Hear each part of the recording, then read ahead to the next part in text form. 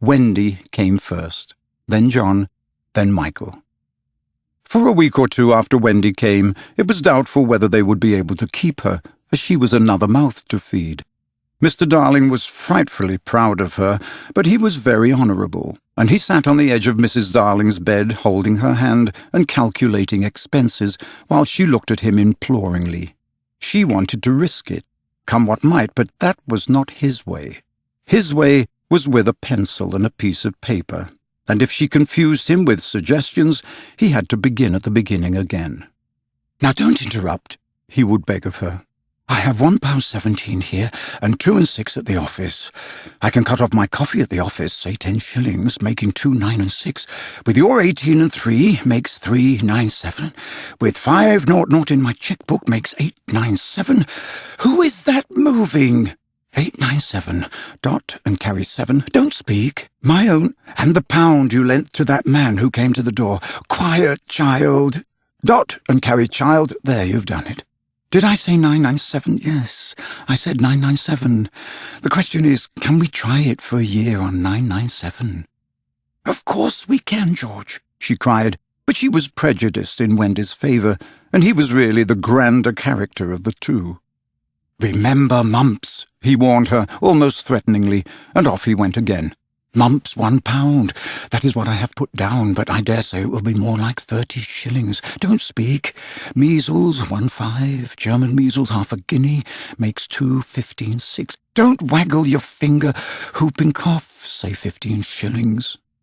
And so on it went, and it added up differently each time, but at last Wendy just got through, with mumps reduced to 12.6, and the 2 kinds of measles treated as 1. There was the same excitement over John, and Michael had even a narrower squeak, but both were kept. And soon you might have seen the 3 of them going in a row to Miss Folsom's kindergarten school, accompanied by their nurse.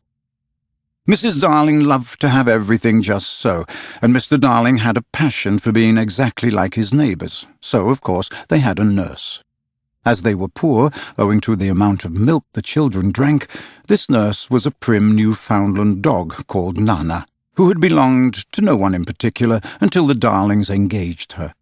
She had always thought children important, however, and the Darlings had become acquainted with her in Kensington Gardens, where she spent most of her spare time peeping into perambulators, and was much hated by careless nursemaids, whom she followed to their homes and complained of to their mistresses.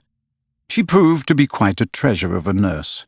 How thorough she was at bath time, and up at any moment of the night if one of her charges made the slightest cry.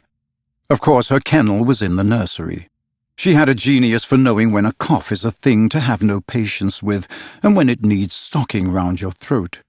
She believed to her last day in old-fashioned remedies like rhubarb leaf, and made sounds of contempt over all this newfangled talk about germs and so on. It was a lesson in propriety to see her escorting the children to school, walking sedately by their side when they were well behaved, and butting them back into line if they strayed. On John's footer days she never once forgot his sweater, and she usually carried an umbrella in her mouth in case of rain. There is a room in the basement of Miss Folsom's school where the nurses wait.